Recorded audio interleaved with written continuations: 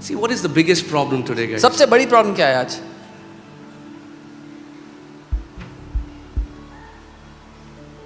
What is the biggest thing that we need? We need the revelation of what Jesus Christ has done, already done. सबसे बड़ी हमारी जरूरत क्या है? वो ये है कि हमें प्रकाशन हो कि यीशु मसीह ने पहले से ही जो कर दिया है हमारे। नहीं पास्टर, वो सब नहीं चाहिए हमें। Oh no, pastor, we don't want all that. हमें बताओ करना क्या है? Tell us what should we do? बताओ करना क्या है? Tell us what to do.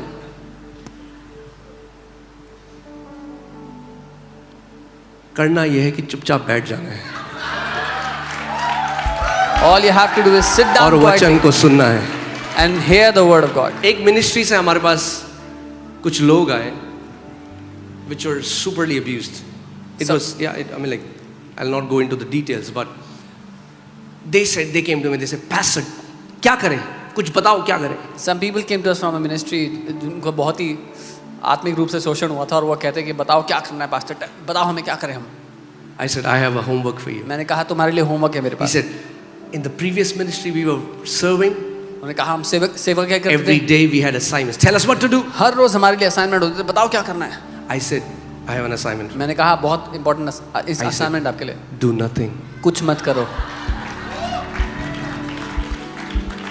Just hear the word and know who Jesus is. वचन को सुनो और जान लो कि यीशु कौन है।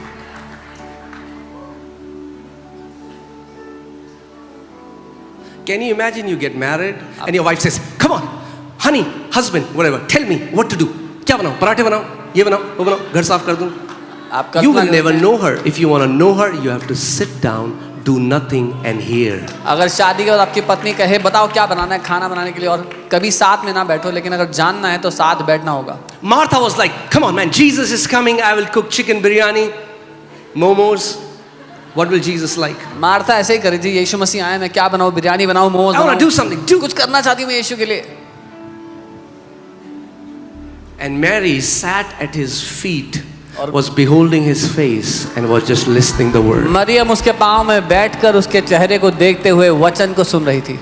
And Jesus said, और यीशु ने कहा, Mary has chosen a better portion, Maryam ने अपना उत्तम भाग चुन लिया है, which will not be taken away from her. जो उससे छीना नहीं जाएगा। You know what irritates religious people? पता है धार्मिक लोगों को किस बात से गुस्सा आता है? This guy doesn't even fast as much as I fast. He doesn't pray as much as I. How is he prospering and flourishing? ये आदमी तो उतना उपवास और प्रार्थना भी नहीं करता जितना मैं उपवास प्रार्थना करता हूँ, तो फिर ये उन्नति कैसे कर रहा है, मैं नहीं कर रहा हूँ? Because they don't know the secret. क्योंकि उनको रहस्य नहीं पता। It's not about doing.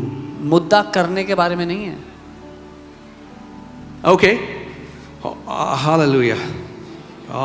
Hallelujah. Amen. Praise God. Can we be happy in the house of God? क्या हम खुश हो सकते Some हैं of you look very serious in this place. कुछ लोग बड़े गंभीर हैं। Okay. Hallelujah. The kingdom of God, there is joy in it. परमेश्वर के राज्य में आनंद है। Praise God. The Bible doesn't say it's righteousness, peace and sadness. Bible ये नहीं कहती धार्मिकता, शांति और It दुख। doesn't even say righteousness, peace and seriousness. धार्मिकता, शांति और गंभीरता भी नहीं लिखा हुआ। Joy. Anand. Okay, all right. Let me come back to the track. For in it, in the gospel, the righteousness of God is revealed. क्योंकि उसमें यानी कि सुसमाचार में परमेश्वर की धार्मिकता प्रकट होती है। The gospel many are preaching, they are trying to reveal the sinfulness of man. जो- It is not about the sinfulness of man, it is about the righteousness of God. जो समाचार बहुत से लोग प्रचार कर रहे हैं वो दर्शाना चाह रहे हैं मनुष्य की पापमयी हालत, वो मनुष्य की पापमयी हालत के बारे में नहीं है, वो परमेश्वर की धार्मिकता के बारे में है सुसमाचार। Amen? All right. Righteousness of God is revealed from faith to faith. परमेश्वर की धार्मिकता विश्वास से विश्वास में As प्रकट होती it is written, है। जैसा लिखा है, the just, or that means righteous.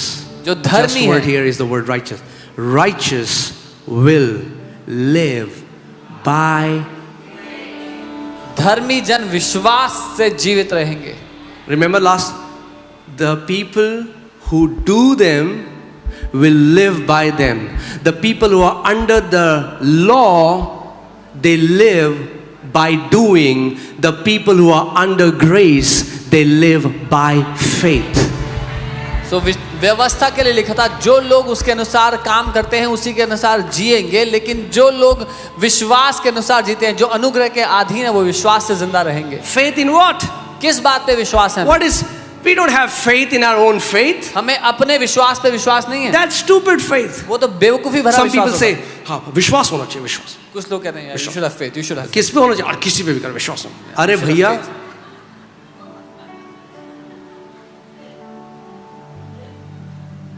faith in what? किस बात पे विश्वास? Faith in the Son of God. परमेश्वर के Faith पुत्र। in what He has done. जो उसने कर दिया। Faith in the cross. Faith in His death, burial and resurrection. Faith in what Jesus Christ has already done for me. उसके क्रूस पर विश्वास, उसके मारे जाने, गाड़े जाने, पुनरुत्थानित होने पर जो उसने मेरे लिए पूरा कर दिया, उस पर विश्वास। So ध्यान से सुनो। अब जज क्या करता है? एक आदमी कहता है मैं क्या करूं? But what will judge say? यीशु ने क्या करा? One guy says, "What should I do?" But the just will say, "What Jesus has done." And on the cross, क्रूस पर He said, उसने कहा, it is finished. It is done. The price has been paid. It is done. उसने कहा पूरा हो गया, खत्म हो गया, दाम चुका दिया गया है। So now what will the righteous do? अब धर्मी क्या करेगा? The righteous will live by what Jesus has done. धर्मी उसके अनुसार जिएगा जो यीशु ने कर दिया है। Are you guys with me? Hallelujah.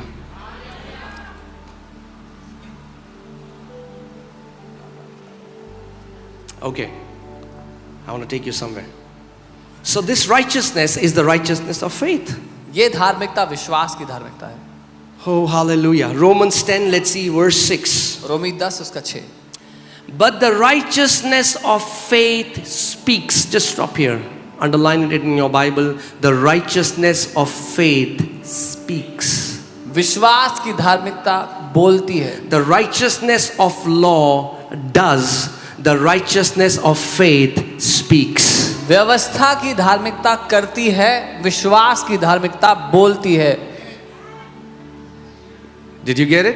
समझे? I don't think you got it. मुझे लगा नहीं आपने। Hear it again. सुनो दोबारा। The righteousness of law does.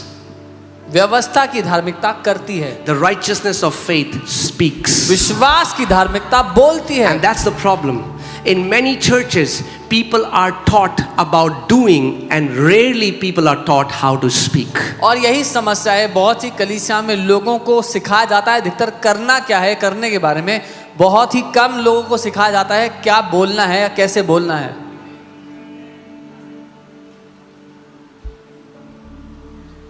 अरे बोल के क्या होगा? What will happen by speaking? अभी देखो क्या होगा। See what will happen. बोल के पता क्या हुआ? You know what happened by speaking? In the beginning, आदि में everything was created. सब कुछ बन गया।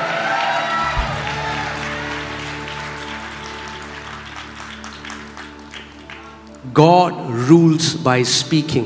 परमेश्वर बोल करके राज्य करता है। Hear this. सुनिए। Righteous rule by speaking. धर्मी जन बोल करके राज्य Righteous करते हैं। flourish by speaking. धर्मी जन बोल Righteous करके are उन्नति करते healed हैं। by speaking. धर्मी जन चंगे होते हैं बोल करके। Righteous defeat devil by speaking. धर्मी जन शैतान को हराते हैं बोल करके। Amen. Hallelujah. Okay, but the righteousness of faith speaks in this way. Do not say in your heart who will ascend to heaven, that is to bring Christ down from above. विश्वास की धार्मिकता यूं नहीं कहती कि स्वर्ग First, it कौन is teaching चढ़ेगा। us how the righteousness of faith doesn't speak. पहले वो हमें सिखा रही है कि विश्वास की धार्मिकता कैसे बात नहीं करती। You don't need to go 2000 years back to go to a physical Jesus. 2000 साल पीछे जा करके शारीरिक जीसस के पास जाने की जरूरत नहीं है। Oh, I don't know what will happen. मुझे नहीं पता क्या होगा। That's not how the way righteousness of faith speaks. पर विश्वास की धार्मिकता ऐसे बात नहीं करती।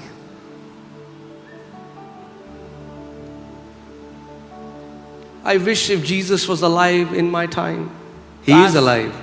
काश यीशु हमारे समय में जिंदा होते। जिंदा हैं।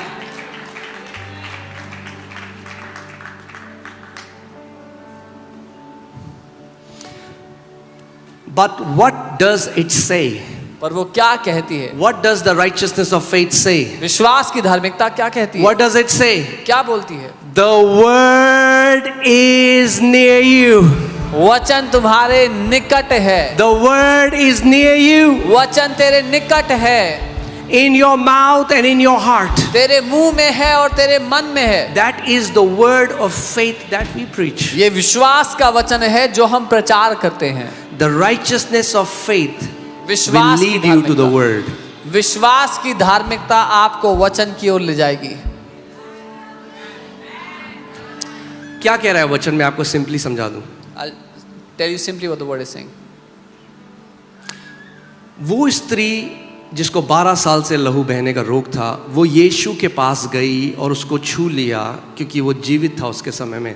और आप अगर वो कहानी पढ़ें, आप कह रहे काश मैं प्रभु मेरे समय में भी अगर यीशु मसीह होता, चलता फिरता, तो मैं उसको छू लेती। The woman who had the issue of blood since 12 years, she walked physically, went to a physical Jesus, touched the hem of his garment. You read that story and you say, if Jesus was walking around in my time, I would have gone and touched him. And वचन हमें सिखा रहा है कि विश्वास की जो धार्मिकता है वो ऐसे नहीं बात करती। And the word is teaching us that the righteousness of faith does not speak like this. वो कहती है कि वचन मेरे निकट है। It says the word is near me. वचन मेरे निकट है। The word is near me. Did you read it? It's not about doing. क्या आपने सुना है, वो करने के बारे में नहीं है। Doing is important and I'll take you there. करना महत्वपूर्ण है, वहां ले जाऊंगा। But the righteousness of faith takes you to the word. लेकिन विश्वास की धार्मिकता आपको वचन में ले जाती है। And what does the righteousness of faith do then? और विश्वास की धार्मिकता फिर क्या करती है? The righteousness of faith speaks. Say speaks. विश्वास की धार्मिकता बोलती है, बोलती है। ये समझो, अगर आप righteous हो मगर अगर आपका मुंह बंद है, आप जय में नहीं चल सकते। So understand this, if you are righteous but your mouth is shut, you cannot walk in victory. And that's where most of the Christians are missing it. और यहीं पर बहुत से मसीह लोग गलती करते They हैं। are fasting, they are praying, they are doing everything, प्रार्थना कर रहे हैं, सब कुछ कर रहे हैं, but their mouth doesn't align with the word. लेकिन उनका मुंह वचन से सहमत नहीं है। Okay, let me take you somewhere. Genesis 17:1. उत्पत्ति 17:1। Are we learning something? Are you alive? Okay. And when Abraham was 99 years old and 9, the Lord appeared to Abraham and said unto him, I am the Almighty God. Walk before me and be thou perfect. जब Abraham 99 वर्ष का हो गया, तब यहोवा ने उसको दर्शन देकर कहा, मैं सर्वशक्तिमान परमेश्वर हूँ, मेरी उपस्थिति में चल फिर और सिद्ध हो जा। What was God's desire for Abraham? क्या चाहता था परमेश्वर उसके लिए? That Abraham would be perfect. कि अब्राहम सिद्ध हो जाए। This word perfect means of full age or means mature. ये जो शब्द है सिद्ध, ये है उम्र में पूरा होना या परिपक्व होना, सयाना होना। Okay. Now what God's desire for Abraham was, जो परमेश्वर की इच्छा अब्राहम के लिए थी, वही परमेश्वर की इच्छा आपकी और मेरे लिए भी है। What God desired for Abraham, He desires for you and me as well. मगर क्या है कि व्यवस्था के द्वारा कोई भी परफेक्ट नहीं हो सकता। But by the law, no one can be made perfect. Let's go to Hebrews chapter 10 verses 1. Is it okay if we read some scriptures? इब्रानी 10 उसका 1 पे जाते हैं। ध्यान से सुनिए, Hebrews 10:1. For the law, having a shadow of the good things to come and not the very image of the things, can never, say never. Say law, never. Say law, never. Yeah. क्योंकि व्यवस्था जिसमें आने वाली अच्छी वस्तुओं का प्रतिबिंब या परछाई है, पर उनका असली स्वरूप नहीं, इसलिए उन एक ही प्रकार के बलिदानों द्वारा वो कभी भी नहीं कर सकती है। Okay, hear this. What does never mean? कभी नहीं का मतलब क्या Never होता है? doesn't mean sometime. कभी नहीं का मतलब कभी कभी नहीं होता। Never doesn't even mean once. वो एक बार भी नहीं होता। Never means कभी नहीं मतलब never. कभी नहीं। The Bible says Bible the कहती है law could never, with these same sacrifices which they offer continually year by year, make those who approach what? Perfect. और बाइबल कह रही है क्योंकि व्यवस्था जो है वो बार बार चढ़ाए गए बलिदानों के द्वारा अपने पास आने वालों को कदापि सिद्ध नहीं कर सकती। every in Old Testament they are taking these sacrifices. पुराने नियम में हर साल बलिदान लेके जाते थे, They are fasting 3 times a उपवास week. करते थे 3 बार, They are following all the festivals. सारे जो पर्व थे उसको मनाते थे, They're doing all of that. वो सब कुछ करते They are tithing. थे, दशमांश देते थे, But God says they are babies. पर परमेश्वर ने कहा वो बच्चे हैं. The law could never make them perfect. व्यवस्था उनको कभी भी सिद्ध This नहीं word कर सकती. perfect has 2 meanings. First is blameless. ये जो सिद्ध शब्द है इसके 2 अर्थ हैं. पहला है जिसमें कोई दोष ना हो, दाग रहित. That means when God, see, that's the beauty of God. यही खूबसूरती है परमेश्वर, That's the wisdom of God. ये उसकी बुद्धि है. God has done something परमेश्वर ने कुछ किया that है when God looks at you, कि जब परमेश्वर आपको देखता है He sees you blameless. तो वो आपको दोष मुक्त देखता है. It is His doing. वो उसका करना है. You didn't get it. आप समझे नहीं. In the wisdom of God, परमेश्वर ने अपनी बुद्धि के अनुसार God did something परमेश्वर ने कुछ ऐसा कर दिया so that when you stand before Him ताकि- and when He scrutinizes you, जब आप उसके सामने खड़े हो और आपको परखे He will see you blameless. तो आपको साफ पाए, दोष मुक्त पाए. And the law can never make us perfect. और व्यवस्था कभी भी हमें सिद्ध नहीं कर सकती. Okay, but God told Abraham, I want you to become what? Perfect. पर परमेश्वर ने अब्राहम से कहा मैं चाहता हूं तो सिद्ध हो जाए, Be of full age. पूरी उम्र का, यानी कि सयाना Verse हो 2, for then would they not have ceased to be offered? जाए. दूसरी आयत, नहीं तो उनका चढ़ाना बंद क्यों ना हो जाता. Now, I've told you when you read the Bible, you need to read the Bible in context. मैंने कहा है जब बाइबल पढ़ो तो कॉन्टेक्स्ट, मुद्दे के अनुसार पढ़ो. Huh? Verse 2 comes after verse. Come on, you guys are so smart. दूसरी आयत पहली आयत के बाद आती है. Amen? Wow. There's some revelation flowing here. Okay, let me ask again. Verse 2 comes after verse 1. Some people like. Okay, here. Verse 2 comes after verse. Oh, hallelujah. Praise God. So, verse 1 में he's talking about being perfect. Verse 2 में he explains what does being perfect mean. पहली आयत में वो सिद्ध होने के बारे में बताते हैं और दूसरी आयत में बताते हैं सिद्ध होने का अर्थ क्या होता है. When you become mature in Christ, when you grow in Christ, what will happen to you? जब आप मसीह में परिपक्व हो जाओ तो क्या होगा. For then they would not have ceased to be offered. नहीं तो क्या उनका चढ़ाना बंद ना हो जाता. अगर वो परफेक्शन ला सकते बलिदान, If those अगर वो sacrifices- सिद्धता और वो परिपक्वता ला सकते तो उनका चढ़ाया जाना बंद हो जाता, पर नहीं ला सकते, इसीलिए हर साल करना पड़ता है. If those sacrifices could have brought maturity or perfection, then they would have ceased, but they cannot. That's why they are continuously given. Law एक उस लोकल प्लम्बर की तरह था जिसने आपकी पाइपलाइन ठीक करी, पर हर साल वो फिक्स करनी पड़ती है, हर बार फिर चूती है, फिर चूती है, फिर Law थोड़े was समय like के लिए a ठीक होती है. local plumber that temporarily fixed your pipeline, but When it Jesus leaks came, every He year. fixed it once and for all. और यीशु आया, उसने एक बार और हमेशा के लिए उसको फिक्स कर दिया. Amen, hallelujah. But let's go there. Now He's explaining what will happen when the worshippers are once purified. अब वो बता रहा है कि क्या होगा जब आराधना करने वाले एक बारी और हमेशा के लिए पवित्र हो गए तो. For the worshippers once purified would have no more consciousness of sins. इसलिए जब सेवा करने वाले एक ही बार शुद्ध हो जाते तो फिर उनका विवेक उन्हें पापी ना Oh, ठहराता. I wish you will get it. काश आप ये I समझ पाएं. pray that you will get it today. प्रार्थना करता हूँ आज आप समझ पाओ. When a believer matures in Christ, जब एक विश्वासी मसीह में परिपक्व होता है he no longer has consciousness of sins. तो फिर वो पापों का विवेक नहीं रखता.